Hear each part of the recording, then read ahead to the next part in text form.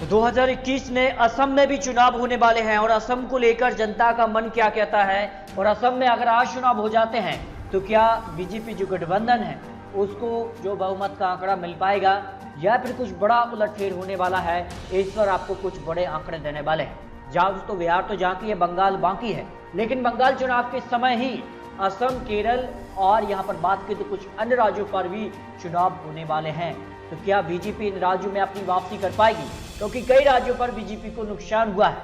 तो क्या इन राज्यों में बीजेपी अपनी जो है वापसी कर पाएगी, इस पर आपको कुछ बड़े आंकड़े यहाँ पर देने वाले हैं, क्योंकि बीजेपी के बड़े चाणक्य कहे जाने वाले अमित शाह कई राज्यों पर अपना जीत का परचम लहराने के लिए अभी से पूरी तैयारियों में जुट चुके हैं। और पश्चिम बंगाल खास करके बीजेपी की जो है पैनी नजर है। तो क्या पश्चिम बंगाल के बाद असम में भी जो विधानसभा चुनाव होने हैं, अप्रैल मई के वक्त यहाँ पर चुनाव होने हैं, और यहाँ पर क्या कुछ आंकड़े हैं, क्योंकि बीजेपी को कई राज्यों पर चुनाव में जो है झटका लगा है और बीजेपी इन झटकों के बाद कितनी उभर पाएगी, क्या इन राज्यों पर बीजेपी अपने जो जीत का जो आंकड़ा है वो बढ़ा पाएगी, इस पर आपको कुछ बड़े आंकड़े देने वाले हैं। यूं बात करें असम के लिए तो 2021 में चुनाव होने हैं और असम के लिए 126 सीटें यहां से निकलकर आती हैं और 64 सीटों पर पूर्ण बहुमत की सरकार बन जाती है। और 2016 में तो सरकार बना ली बीजेपी ने, क्या 2021 में भी अपनी जीत यहां पर दर्ज कर पाएगी, इस पर आपको कुछ बड़े आंकड़े देते हैं। क्योंकि सीए एनआरसी का जो मुद्दा है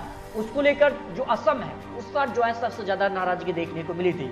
हालांकि बीजेपी ने यहाँ पर बोडो जो समझौता है उसको असम में लागू किया है, और ये जो बोडो समझौता था उसके बाद कहीं ना कहीं पीएम की जो रैली रही थी उस पर यहाँ पर असम के लोगों ने यहाँ पर खुशी जाहिर की थी। यानी नागरिकता संशोधन एक्ट लागू होने के बाद विरोध जो हुआ था उसकी भरपाई बीजेपी पहले ही कर चुकी है। तो क्या आने वाले समय में इसका लाभ बीजेपी को मिल पाएगा, क्या कुछ यहाँ पर ताजे आंकड़े निकल कर आते हैं। और यहाँ पर बात करें तो एनआरसी से असम विधानसभा चुनाव 2021 वर्तमान सरकार को प्रभावित करेगा, इस पर क्या है आंकड़े। जहाँ दोस्तों एस कहते हैं 82% लोग इसको कहते हैं कि ये जो मुद्दा है उसको फायदा बीजेपी को ना होकर इससे बीजेपी को नुकसान हो सकता है।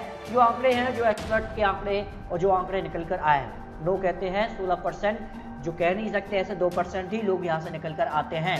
इसके लिए अगर आंकड़ों की बात करें तो बीजेपी को यहाँ पर 2016 में 88 सीटें जो बीजेपी गठबंधन था, और यहाँ पर कांग्रेस को 22 सीटें, और यहाँ पर एआईयूडीएफ के लिए केवल 14 सीटें, अदर के लिए 2 सीटें यहाँ पर हासिल हुई। लेकिन लोकसभा के आंकड़े क्या कहते हैं, एनडीए को 10 सीटें, यूपीए को 2 सीटें और एआईयूडीएफ जो पार्टी उसको 1 सीट यहाँ पर 14 सीटों में से हासिल हुई।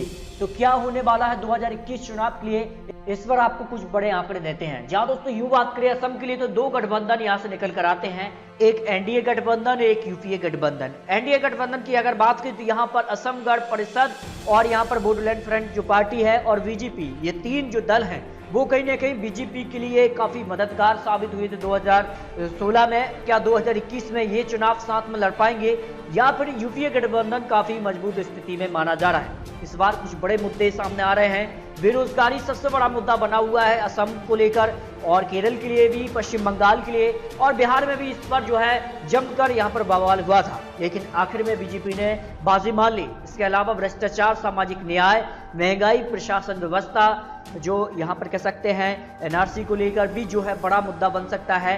तो कुछ बड़े मुद्दे रहे। असम में अगर बात करें तो सर्वश्रेष्ठ उम्मीदवार इस वक्त कौन दिखाई दे रहा है, यहाँ पर बात करें तो बीजेपी के ही वर्तमान मुख्यमंत्री को सबसे ज्यादा यहाँ पर बात करें तो 47% लोगों का मानना रहा है कि वो असम के अगले सीएम हो सकते हैं, सर्वश्रेष्ठ उम्मीदवार हो सकते हैं। और यहाँ पर कांग्रेस से बात करें तो देवेंद्र यहाँ पर साथिया का नाम जो है वो 18% लोगों ने माना है कांग्रेस की तरफ से कि वो यहाँ पर सर्वश्रेष्ठ उम्मीदवार हो सकते हैं। इसके अलावा जो अन्य पार्टी हैं 23% और कुछ अन्य छोटे जो दल हैं उनसे 5 और 7% लोग यहाँ पर उम्मीदवार सीएम को लेकर मानकर चल रहे हैं। लेकिन बीजेपी और कांग्रेस में ही यहाँ पर बड़ी लड़ाई है। और यहाँ पर बात करें तो क्या कुछ होने वाला है, यहाँ पर अगर बात करें आपको कुछ और आंकड़े दिखाते हैं। 2016 में किसको कितनी सीट मिली, बीजेपी सबसे बड़ी पार्टी बनी और बीजेपी को यहाँ पर 62 सीटें हासिल हुई। लेकिन पूर्ण बहुमत नहीं मिला बीजेपी को, क्योंकि 64 सीटों पर पूर्ण बहुमत की सरकार आती है, 2 सीटें ही बीजेपी की कम रहीं। लेकिन अन्य जो उनके समर्थक दल थे उन्होंने समर्थन दिया और बीजेपी ने 88 सीटों के साथ यहाँ पर असम में अपनी सरकार बना ली। लेकिन क्या कुछ होने वाला है अब 2021 को लेकर, क्या कुछ आंकड़े निकलकर सामने आ रहे हैं, इस पर आपको पूरी जानकारी देते हैं। यहां पर बात करें तो असम विधानसभा चुनाव 2021 में कौन जीतेगा, इस पर आपको आंकड़े देते हैं। लोगों का मानना है, जिस प्रकार के आंकड़े बनते नजर आ रहे हैं, 28% लोग मानते हैं कि जो यहाँ पर एनडीए गठबंधन है वो यहाँ पर जीत सकता है, जबकि 69% यहाँ पर यूपीए गठबंधन के साथ है, अन्य के साथ 4% हैं। लेकिन ये आंकड़े क्या जो विधानसभा की सीटें हैं उनमें कन्वर्ट हो पाएंगे, कितनी सीटें किसके खाते में जा सकती हैं, इस पर भी कुछ आंकड़े आपको देते हैं। यहाँ पर बात करें तो काफी कुछ यहाँ पर बदलता नजर आ रहा है। और जिस प्रकार से यहाँ पर कांग्रेस का एक तरफा राज असम में चलता था, लेकिन बीजेपी ने 2016 में इसको बदला है, तो क्या ये बीजेपी की जीत जो है बरकरार रख पाएंगे, इस पर आपको कुछ बड़े आंकड़े देते हैं। और यहाँ पर बीजेपी के जो गठबंधन और सहयोगी जो दल है वो अगर साथ रहते हैं तो फिर बीजेपी को कितनी सीट यहाँ पर मिल सकती हैं, यहाँ पर बात करें। और आखिर में आपको दिखाएंगे अलग अलग चुनाव लड़ते हैं तो क्या कुछ हो सकता है। बीजेपी और यहाँ पर कह सकते हैं उनके सहयोगी दल हैं, जिसमें असम गण परिषद और बोडोलैंड फ्रंट जो पार्टी है और बीजेपी, ये तीनों ही पार्टी अगर गठबंधन में चुनाव लड़ती हैं तो बीजेपी को यहाँ पर सबसे ज्यादा 45 सीटें यहाँ पर हासिल हो रही हैं। लेकिन 62 सीटें बीजेपी ने अपने दम पर हासिल की थी, लेकिन कुछ सीटों का नुकसान बीजेपी को दिख रहा है, जो यहाँ पर बड़ी खबर है और बड़े जो आंकड़े निकल कर आए हैं। इसके अलावा कांग्रेस को ज्यादा सीटें यहाँ पर मिलती नजर आ रही हैं और बीजेपी को यहाँ पर उनके जो सहयोगी हैं, इसमें अगर बात करें तो असम गण परिषद और बोडोलैंड फ्रंट जो पार्टी है 17 और 9 सीटें इनके खाते में जा रही हैं। इनका समर्थन अगर बीजेपी को मिल जाता है तो फिर बीजेपी की सरकार बनती नजर आ रही है। और अगर यूपीए की अगर बात करें तो यूपीए को यहां पर बात करें, कांग्रेस की सबसे पहले बात करते हैं, 38 सीटें कांग्रेस को इस वक्त दिखाई दे रही हैं, यानी 22 से बढ़कर कांग्रेस 38 तक तो पहुंच रही है, लेकिन बहुमत का आंकड़ा 64 सीट है। अब देखिए यहाँ पर कांग्रेस और यहाँ पर AIDF जो गठबंधन है वो साथ चुनाव लड़ता है, तो फिर क्या कुछ आंकड़े बनते नजर आ रहे हैं।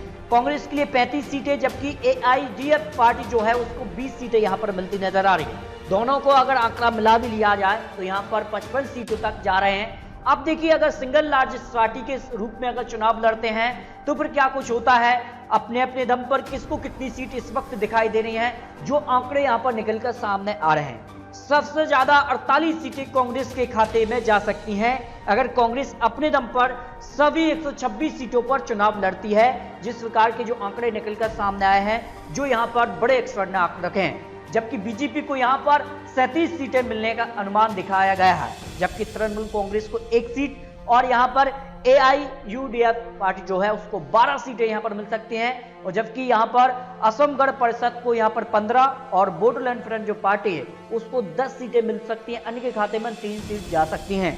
और यहां पर अगर बात करें तो कांग्रेस यहां पर तृणमूल कांग्रेस और यहां पर AIDF पार्टी को मिला भी दिया जाए तो यहां पर 61 सीटों तक ही पहुंच रहे हैं, यानी बहुमत के आंकड़े तक पहुंच रहे हैं। जबकि एनडीए गठबंधन की अगर बात करें तो एनडीए गठबंधन भी जो है लगभग यहां पर बात करें तो 60 सीटों के पार जाता नजर आ रहा है। यानी बात करें असम विधानसभा चुनाव 2021 में ये कह पाना काफी मुश्किल होगा क्या यूपीए गठबंधन की सरकार बनने वाली है, या फिर बात करते हैं एनडीए गठबंधन के लिए। दोनों ही गठबंधनों में कांटे की टक्कर इस वक्त दिखाई दे रही है, जो यहां पर बड़े एक्सपर्ट के आंकड़े निकलकर सामने आ रहे हैं। तो दोस्तों असम विधानसभा चुनाव को लेकर ये बड़े आंकड़े निकलकर सामने आ रहे हैं, लेकिन आने वाले समय में क्या कुछ होता है, आने वाले समय में किस प्रकार के गठबंधन बनते हैं, क्योंकि बिहार के समय जो गठबंधन आखिरी वक्त पर जो है नया गठबंधन बना, जो यूपीए गठबंधन के साथ थे वो एनडीए गठबंधन के साथ आ गए।